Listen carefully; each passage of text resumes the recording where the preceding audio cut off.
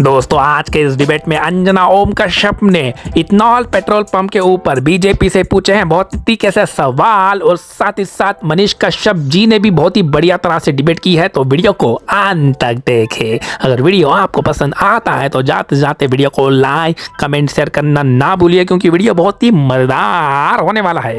तो चलिए शुरू करते हैं। पेट्रोल में इथेनॉल का सच क्या है? आप पिछले कुछ दिनों से सुन रहे होंगे कि आपके पेट्रोल में इथेनॉल मिला हुआ है। अब देखिए क्या है ये E20 पेट्रोल, यानी 20% इथेनॉल ब्लेंडेड पेट्रोल को लेकर घमासान छिड़ा रहा है। सबसे पहले प्रदीप भंडारी जी, सबसे पहले आपका जवाब सुन लेते हैं कि आपका जवाब क्या है इस पर।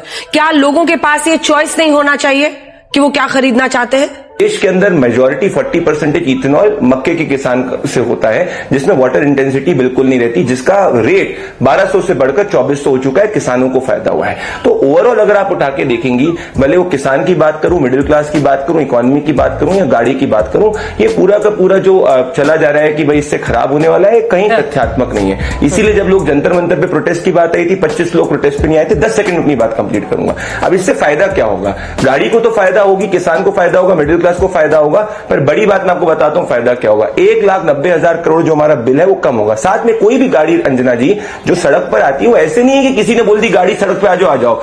1 लाख किलोमीटर से ज्यादा कोई भी ब्लेंडेड पेट्रोल हो, कोई भी इंजन पार्ट हो, उसकी टेस्टिंग होती है, ब्रेक टेस्टिंग होती है, कंपोनेंट टेस्टिंग होती है, मेंटेनेंस टेस्टिंग होती है, तमाम रिपोर्ट बनती है। जो रिपोर्ट को भी कोट किया जा रहा है, उस रिपोर्ट का फाइनल रिकमेंडेशन देखिए।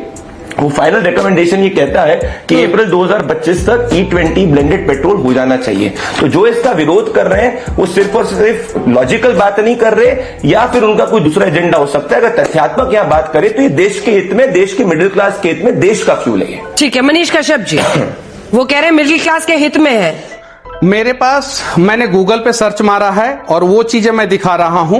पहला चीज। दूसरा चीज, ARAI मेरी गाड़ी का, मेरा जो टोयोटा इनोवा हाई क्रॉस है, उसका एवरेज कहता है कि 23 का एवरेज देता है। झूठ बोल रहा है, जबकि रियल लाइफ में गाड़ी जो है वो 17 से 18 एवरेज देता है। ARAI कहता है कि 23 का एवरेज देता है, रियल लाइफ में गाड़ी 17 से 18 का एवरेज देता है। भारत में कोई ऐसी गाड़ी नहीं है जो ARAI जितना एवरेज कहे उतना देता हो, उससे कम देता है। लेकिन अभी 20% मिक्स एथनॉल पे गाड़ी का एवरेज 12 से 13 आ गया है और उससे कम आ गया है।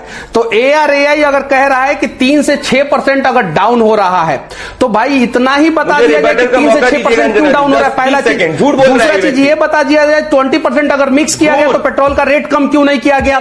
दोस्तों आज का जो डिबेट का मुद्दा था वो इथनॉल पेट्रोल पंप के ऊपर था। तो इसके ऊपर अंजना ओम कश्यप की एंकरिंग बहुत ही बढ़िया लगी। जिस तरह से उन्होंने सवाल पूछे वो बहुत ही जबरदस्त है। अगर आपको भी डिबेट पसंद हो तो जाते जाते वीडियो को लाइक कमेंट शेयर करना ना भूलिए, क्योंकि आने वाले डिबेट बवाल होने वाले हैं।